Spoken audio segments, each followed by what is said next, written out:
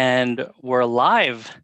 Great. So welcome, everyone. Thank you all for joining us here today on another episode of Chainlink Live. I'm Mike from the Chainlink community team, and I'm really excited to have with us here today Eitan from B.Protocol. Eitan, welcome. Hi, Mike. Thanks for having me. Thanks for having you here. So what I want to do is just give you guys all a brief overview of what to expect for this Q&A, for this AMA today. So the goal of the AMA is to allow both communities, the B.Protocol community, the Chainlink community, to understand a little bit more about the integration between both of our projects, and we'll be exploring in detail what is really unique and what is beneficial about B.Protocol and really how we work together. So the agenda is for the first 20 or 30 minutes, it will be a Q&A, very informal chat structure where I'll be speaking to Eitan, asking him a few questions. We will also then, towards the end of the live stream, begin taking questions from you, the live audience, as well on the YouTube live chat. So do drop us some questions if you have any, and we will try to get to you towards the end. And with that, I would like to hand it over to Eitan. Eitan, perhaps just to kick it off, could you please introduce yourself and give us a little bit about your background and perhaps also about B.Protocol? Sure. So my name is Eitan Katchka. I'm leading the ecosystem development at B.Protocol. I've started my crypto journey back in early 2014. I was one of the founders of a carpooling DAO, which was built on top of the Bitcoin blockchain. Back then, it was called Bitcoin 2.0, using OmniLayer and things that became, obsolete these days.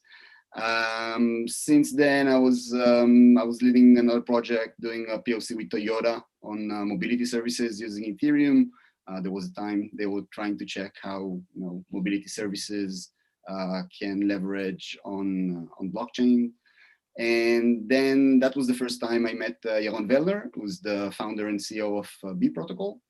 After that project with Toyota, Yaron went on and created the Kyber Network together with Louisville. He was the CTO, the first CTO of Kyber Network. And actually built, a lot of the foundations of DeFi before even DeFi was termed, as DeFi was a term at all. And Yaron was there up till early 2020, and when he left Kyber, he started consulting on different projects and was working consulting for some liquidation bots as well. And that was when he learned about how the liquidation system on DeFi is working or not working. Like maybe immature might be a right word for that.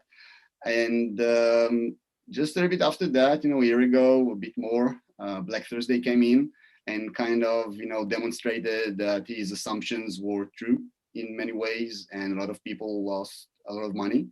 And lending platforms, like Maker, had to deal with covering losses for the protocol to remain stable. And that was basically when he decided, to take a few ideas that he had and basically formed B.Protocol. So yeah, that's, we're a small team based in Israel, and yeah.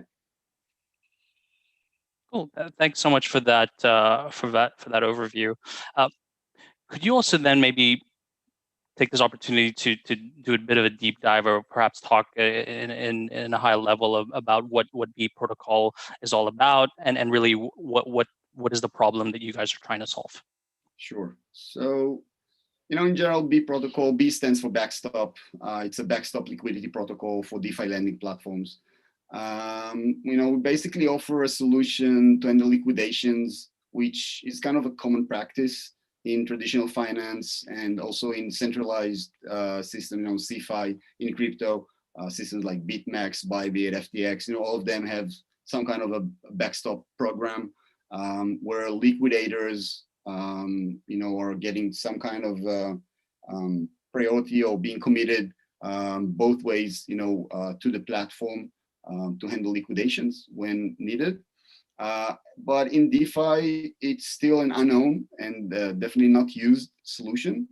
So basically, we bring that into DeFi, taking something which is already working for years, in traditional finance, and just, doing whatever is needed to run it, in a decentralized way and fit for DeFi. We launched in October last year with our first integration on top of MakerDAO. And 6 weeks ago, we launched the second integration on top of Compound. Currently at around 100 million TVL and growing. Yeah, I guess the next big milestone ahead of us is the new governance model that B.Protocol is putting forward. Probably we'll talk about it a bit later, but that's going to be in about 3 weeks, a bit less than 3 weeks. So yeah, very exciting times. That's, as for the problems that you asked, it's like currently the liquidation systems in DeFi is kind of open-ended, meaning anyone, any Ethereum account can join and call liquidation to happen on most of DeFi platforms. And this outsourcing of the process is creating a few problems. Probably the first of them is kind of this arms race, also known as gas wars, where liquidators, mainly via bots, are just racing to get those lucrative discounts that the lending platforms are offering as an incentive for the liquidators to actually operate. And what happens is that liquidators are willing to pay very high gas fees in order to get that liquidation. So lending platforms currently offer anything between 3 to 8 and sometimes more liquidation discounts to incentivize those liquidators to participate. And if we compare that to CeFi, you would get anything between 0.5% to 1% on most of the regular exchanges like BitMEX and so on. So that can be a hefty prize, for any liquidators participating. And but the gas wars basically is a big problem of that, because a big chunk of those discounts are ending up with the miners and not with the liquidators. So this is something that one of the problems that currently we have in the liquidation kind of landscape in DeFi. Second problem is probably the lack of commitment. So liquidators are not committed, to any of the platforms. It's kind of whoever wants to do that can do that.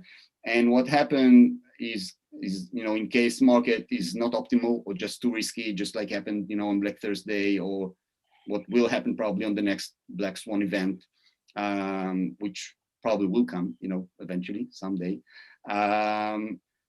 So what happened is, they are not committed, they're not obliged to make, the liquidations. So, and that's exactly what happened when, if the network is clogged, gas fees are, very, very high, and liquidators are just not opting in, they're just not participating.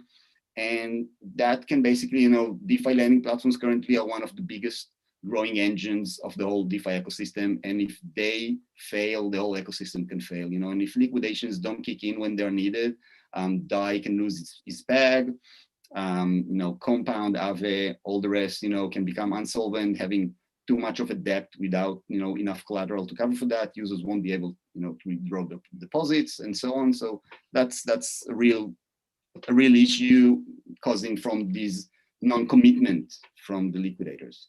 And these two issues, basically, they prevent from big traders, big market makers to join into the liquidation field. And this is something that we try, there's too much uncertainty. You can join, you can try to get a certain liquidation, but you race with many others, and you cannot you cannot predict what's going to happen. So yeah, we try to solve all these issues with a backstop. So that's a really interesting way of looking at it, and thanks for giving that overview. So, if I'm correct, kind of understanding it correctly, B.Protocol really acts as a kind of like a wrapper around those, let's say, maybe perhaps vaults, or those other, like the maker DAOs and the compounds of the world, or in this case, those two actually, and it gives you guys give the rights of the liquidation are over to B.Protocol, so it redirects the rights of who can liquidate. Yeah, am I understanding correct? Okay. Exactly. So I can share a screen and show a few slides, and maybe also a diagram, something to demonstrate how it actually looks like.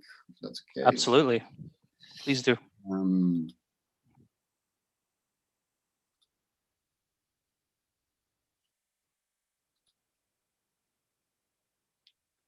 Good. Yep. So try and do that. Good. So, so on traditional finance, a Backstop basically works as, you onboard, the platform will onboard, big algo traders.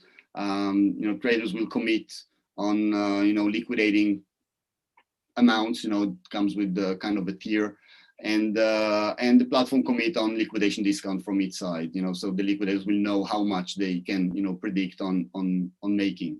And whenever a liquidation is needed, platform just dumps the position on the Backstop. No questions asked. It's not up to the liquidators to what should I, can I. It just they dumped it on them and they have to deal with that.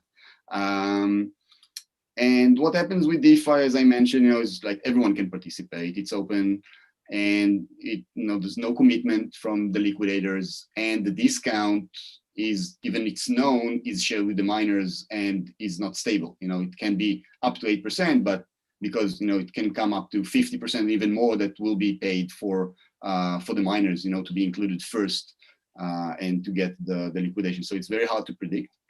And the liquidators, they liquidate only if it's convenient to them. And what B.Protocol is doing, basically, we offer something which is kind of a combination. So we offer a permissionless franchise. So basically, there is a group of members in the Backstop, which the community can decide, who's getting this, what are the conditions, and so on, and who gets to be a liquidator in the Backstop. The liquidators are committed, and the discount is guaranteed and is shared with the users. Instead of paying to the miners, basically for this priority that users are giving to the liquidators in the process, the liquidators are sharing their proceeds with the users, back with the users. So it's kind of a win-win situation for everyone. And the liquidators, as I mentioned, are obliged, to liquidate. So so basically that's how it works. As you mentioned about the wrapper, so it's exactly like that. So users, instead of interacting directly with the lending platform, being Maker or Compound, they interact with this kind of a wrapper of which is B.Protocol. We wrap the lending platform smart contracts with our own. We are basically kind of fully compatible with on the smart contract level with the lending platforms. And what happens is, once a liquidation is happening, is when a user account is getting closer to the liquidation threshold, our liquidators, which are here on the franchise on the right, they pay a small amount of the debt of that users on the lending platform. So for the other keepers on the lending platforms, this account now looks again like it is a safe account and is not needed to be liquidated.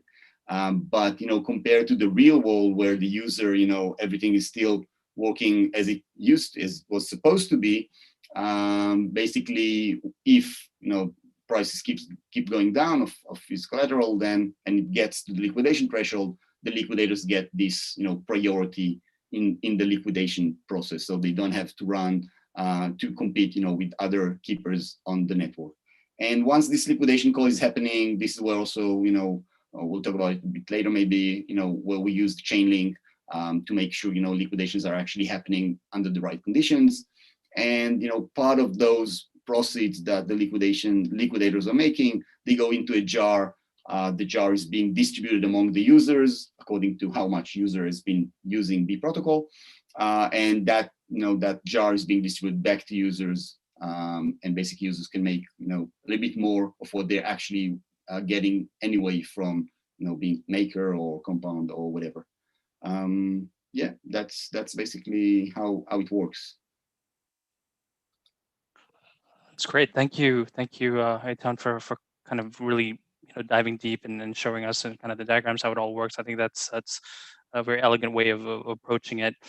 And I guess my next question is also perhaps on a higher level, and I think you alluded to it earlier as well when you mentioned that your own CEO Yaron was involved even in the early days before DeFi was even DeFi, or DeFi was had even a name, right? And I'm just wondering, how are you guys looking? How is B.Protocol looking to the future, and what is really your fundamental approach to DeFi? How do you look at it? So I think the composability is something many are talking about. But I think this is one of the main keys in DeFi. It enables us to offer a backstop as a new DeFi primitive, as a Lego building block, as is sometimes being referred to, and it can be used, or at least this is where we are aiming to for B.Protocol to be used by any lending platform, a leverage trading system, anyone who's needs a better liquidation system within its platform. So I think that composability is something very very important and unique for DeFi. Enables a lot of new things to emerge. As I mentioned before, I think a backstop solution is a crucial part for DeFi to actually scale into something which is even closer to what CeFi today can offer.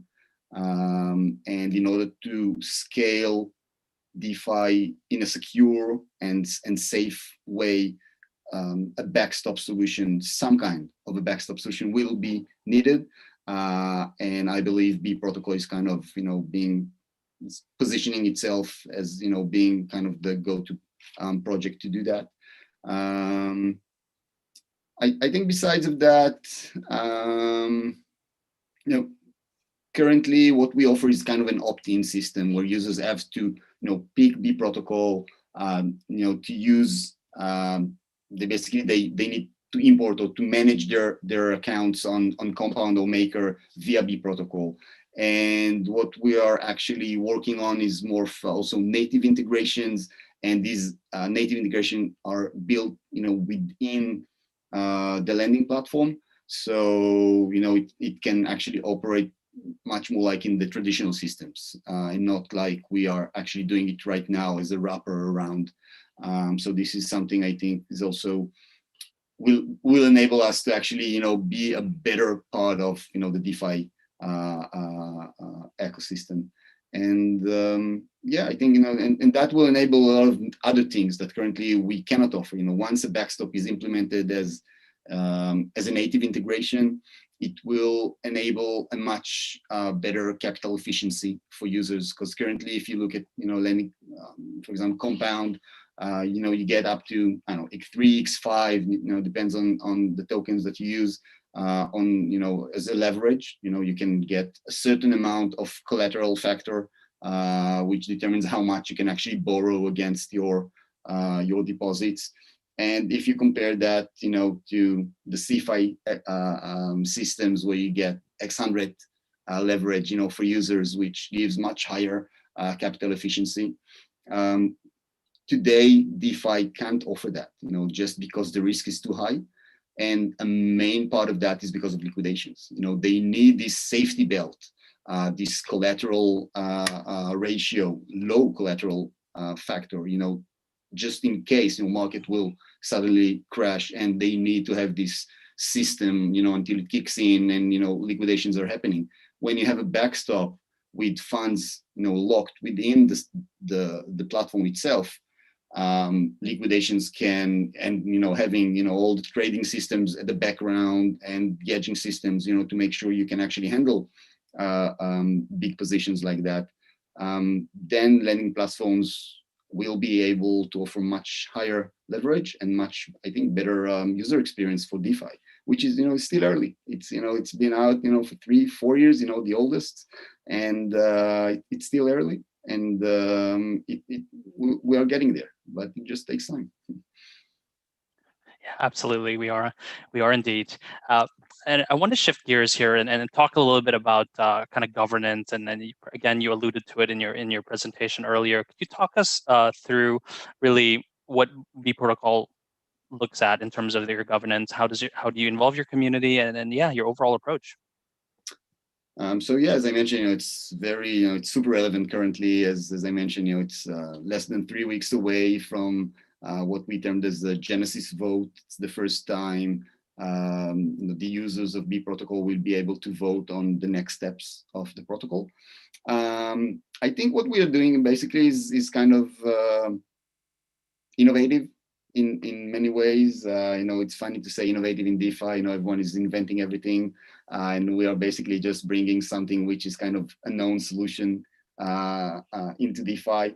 But on the governance, I'm not familiar with other projects that have done that. But basically, we have launched from day one the protocol with full control, 100% control in the user's hands. We put 6 months time lock, which will expire in 3 weeks on April 26th. And once this time lock is, we put that time lock just to make sure, the community will have enough time just, to gather around, get a little bit matured, put down whatever is needed, just to give some time for things to grow. And I'm happy to say that, we are there now. And now that this time lock is expiring, they will be able basically to vote, on what's going to happen. And the only people that can vote are actually users, people that actually use B.Protocol. Once you use that, you gain score, user rating. As I showed before, you actually get some score according to the amount, that you're using, depending on how much you borrowed on MakerDAO or how much you deposit and borrow on Compound, you get more score. Each of these integration get their own score, what we termed as M score for Maker and C score for Compound integrations. And now the community will have to vote, what's going to happen next, how the governance will happen. When we just launched, we believe we will have, a project with non-liquid governance, not transferable, not tokenized. And in the last few months, and specifically in the last month, as the governance, as the time lock is, being getting closer and closer to be expired, more users are asking, is this protocol is going to have a tokenized governance, which is something which became kind of common. And I'm happy to say in many ways, it's not up to us.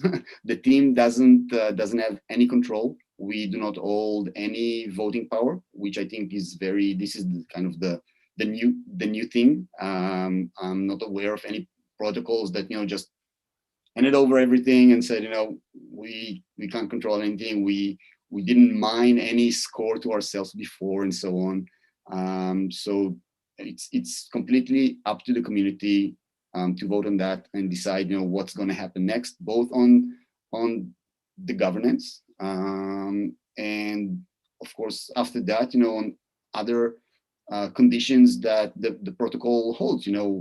How, for example, how liquidation fees are being distributed between the members of the Backstop, the liquidators, and the users. Currently it's 50-50, for example, on Maker. On Compound, it's a bit different. 5% goes to the liquidators, 3% goes to the users. The community will be able to decide how they want to see it next. So it's up to them. So it's both exciting and a little bit unknown for us as a team. So yeah, we have a strong community. I believe they'll take the right decisions to grow this protocol to next levels, and yeah. That's really amazing to see how much kind of trust and development you're seeing in your community, and how you're really allowing them to dictate how it grows and be a part of it. I think that's amazing to see. And I just wanted to know as well, like, speaking of the community, how did you kind of foster and grow your community? Have you spoken to users? Where do they come from? Are they from all over the world? And how did you guys build this community that is so active and really looking towards the governance and the growth of the protocol? So I have to admit, we don't know. It's part of this, being DeFi. And when we just started, we said, we're sure, all those other protocols, they know exactly, who are the users, definitely the big ones, all those whales, coming in, coming out, they probably, and I have to admit, we don't know. It's like there's no KYC. We don't know who just connected his MetaMask, to B.Protocol and just imported, a vault with millions, into B.Protocol, or the small users, that just opened a new vault with, so it's really unknown.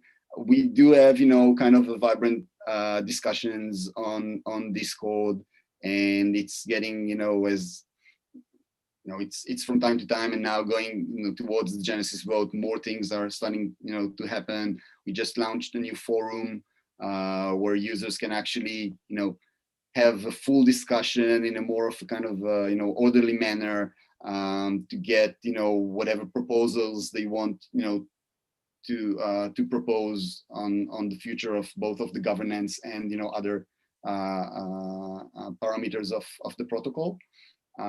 So yeah, it's as I mentioned before, it's kind of unknown. Lots of people which are, you never know who's behind, these icons, on your Discord. Some, of course, we do know, and it's a hell of a ride. It's a fun time, and users are joining in, and we get lots of, good positive feedback on the protocol and how it's been, both of the offering, of the product itself, and how things are being managed, and the trust that we put in the community. And yeah, we get, new projects approaching now. It's kind of suddenly, in the last few months, been kind of, when you just launch, you try and reach out to everyone, and now suddenly new projects are approaching us, asking for partnerships, collaborations, and so on. And yeah, it's Yeah, that's great to hear the organic growth. And so I guess when you guys launched last year, was it just, how did you get the word out? Was it just reaching out to your existing contacts and then putting it out on social media, and then the users just kind of discovered you guys and then started experimenting with B.Protocol? Yeah, so when Yeah. once we launched, for example, Chainlink was one of those partners, from the beginning, and we had one of those kind of AMAs just when we launched, some 6 months ago, telling everyone, how the what is this Backstop? Nobody actually knows, explaining, we're kind of educating, if you now fork Compound and create a new AMM, it's people know already what it is. You come with a new solution on something like liquidations that many people don't really know how it works. Definitely not under the hood, and it's kind of there's some thought into that. Being so it's we both use it. A lot of Twitter is kind of a basic, and we were lucky enough, to be featured together, with DeFi Dad on an interview quite early as we launched. He really liked the project, and invited us, on an episode. We've been recently on Bankless, also, just letting the community know, DeFi community, the whole ecosystem, just to learn how it is. It's just like we're doing here. It's like, how crucial are liquidations, for DeFi, just to get that into the system. And yeah, we've been part of Open DeFi, and checking other kind of consortiums, just to share the knowledge that the team has, a very experienced team, and yeah, using, of course, our personal networks and so on. So Absolutely, it's all about education, and I myself, had to learn a little bit more about what Backstop liquidation was, and then I did watch that episode that you guys had with Bankless. I thought it was fantastic and highly educational. And again, really in our industry, right, especially in DeFi, it's so nascent that we're all here to kind of experiment and learn, and doing these discussions and kind of engaging with the community and with the teams with builders such as yourself. I think this is a great opportunity to just keep learning. So every day we're always absorbing new information in our fast moving space. So it's amazing to hear your story there as well, Eitan. Cool. So I'm just looking at some other questions here. A couple of questions coming up in terms of protocols that you support. So I think you mentioned earlier, right, that there's Compound, there's Maker, of course. I understand Aave is coming up at some point in the future. Are there others that you're considering as well, or that would make sense? Yeah, so Aave is coming, but we have to admit it's kind of delayed. There's a lot of new features coming up all the time on Aave, and we have to figure out how the liquidation system that we're building is actually can be supported long term. So so we're looking into that. We're in touch with the Aave team, and we hope things will be evolved soon. But probably not too soon. So I can't promise anything, in the coming weeks. We are, as I mentioned before, working on what we termed as native integrations, being part inside other platforms. And I'm happy to say, we have one platform that already we came to the agreement, everyone is realizing the benefits for both parties. Haven't announced it yet, but we hope to come out with that in a few weeks. And this is very exciting because I think once the first lending platform that will be able to offer some, X20 for its users will gain a lot of traction, and that will be enabled with a backstop solution of some sort. I'm not familiar with other backstop solutions besides of B.Protocol currently on DeFi, so I assume it will be with us.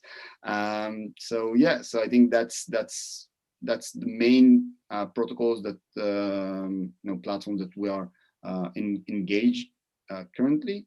And of course, there are all the time, there are new protocols are popping up, new platforms being created, and we are trying all the time to reach out to new ones and seeing, the big platforms, definitely when we're in a bull market, everything, numbers going up, no one is really focused on, what's going to happen on the next, Black Thursday. We do try to educate also the platforms, just to say, this is what we can offer. We get a lot of, great feedback, but still, when you're a successful platform, it's, making the changes, and even though some changes are just on our side, and, currently, for example, Maker and Compound, that, no changes were made on Maker or Compound side. We did that without, there was no need for any changes on their side. But if we're looking for native integration, then there are some changes needed. So yeah, we're working on new integrations all the time. We have announced some new integration with Combo Forum, Combo Forum, just a few weeks ago. We hope to see that integrated in the coming weeks as well. So yeah, things are evolving all the time. Oh, exciting stuff. And just also wanted to tackle the question perhaps that the community would love to hear more about, as well as how is B.Protocol integrating Chainlink decentralized oracles, and how are we helping? So with Chainlink, basically what we are using is basically for the liquidators side. So we give the liquidators using the price feed of Chainlink, just to make sure liquidations actually happen under the right conditions. And because our liquidators are kind of the members of the backstop are being picked, or at least the DAO, the community, going forward from after April 26, the community will have the ability actually kind of to fire the liquidators, or at least kind of coming to terms with the conditions, and see which of them are acting in a right way, and how they are performing. So having Chainlink price feed to show that liquidators have been performed in the right way, in a good way, in a bad way, so something that they can vouch for themselves in many ways, if the community comes up with some kind of claims on liquidations happening or not happening, due to some failures, for example, on the platforms, the original platform oracles. So yeah, this is the main use case where Chainlink is integrated with B.Protocol. Great. Thanks for explaining that in further detail. Another question that's coming up here is, and I'm not too technical, so I'm not really sure how relevant this may be, but there's always been a lot of talk recently, especially about how layer 2 solutions are increasingly becoming more important with the whole situation. How does layer 2, does it make sense with B.Protocol? Are you guys looking into that, or is there any relevance there? So I'm not the technical side of B.Protocol as well, but we also get those questions from time to time on Discord in our server. And layer 2 is complicated. First of all, it's still not very popular, and it's hard. It will be needed to build something that is directly for a specific solution. So I believe as layer 2 will become more and more popular, we will have to find a way to work with layer 2. Currently we are not working on anything involving layer 2. So yeah, not soon as termed. Yeah, no worries there. And I think for those who are curious, I think you mentioned the Discord, and I guess they can always, join the discussions there and follow the appropriate social media channels as well. So we're pretty much wrapping up here. Thank you again for all the questions you've been answering, kind of giving us a really good overview. I guess the one final thing, perhaps that the community would love to know is, what does 2021 look like for B.Protocol? So we're entering Q2 now. Actually, I can't believe it's April. What are you guys currently focusing on? I know you talked a little bit about the governance vote coming up soon, and there's a few things in the works. Is there anything else that you may not have mentioned yet that perhaps people can look forward to for the rest of the year? So it's a creative team. New ideas coming up all the time. As I mentioned, governance is definitely the main focus in the coming weeks. Probably will take us deeper into this second quarter. Native integrations, as I mentioned, hopefully with more and more platforms as well. And we are working. It's currently in the design phase for some kind of a solution where we can. Actually use put into use the users funds, to utilize user funds in participating in the liquidation process itself. So kind of becoming part of the backstop itself, because currently the liquidations are being made with the liquidators' own capital, own liquidity. So we are kind of looking at how we can use users' liquidity to also participate in liquidations. So I hope also that can be, probably will be announced during this coming quarter, and hopefully will be deployed by, during 2021. Still very early, so we don't like just, to say things without having anything, in the code. Yeah, absolutely. No announcement of an announcement. Cool. Thanks for sharing that. So Eitan, one last thing is, where can the audience follow your progress and then learn a little bit more if they want to learn more about and follow B.Protocol? Where would be the best places for them to follow? Yeah. So as I mentioned, Discord is active. You can follow us on Twitter. B.Protocol ETH is our handle. I assume on YouTube we can add some links on the description. Absolutely. A new forum, as I mentioned, just launched this week. So more and more discussions will be handled over there. And our website, bprotocol.org. org is, all the links are there. People can learn more about the project over there, and get all the social links, etc. So. Perfect. And absolutely, at the end of the video, those of you who are watching and those who are watching the recording, we will most certainly have the links to what Eitan had mentioned on the description and the show notes. So no worries about that. So well, that is pretty much it. Wraps up our Q&A for today. Eitan, thank you so much for answering our questions. Thank you engaging with the Chainlink community here today. Thank you, Mike. Thanks. And also want to thank everyone for joining us today. Thank you guys all for joining us, both the B.Protocol community and the Chainlink community. Please do like this video and subscribe to the official Chainlink channel. And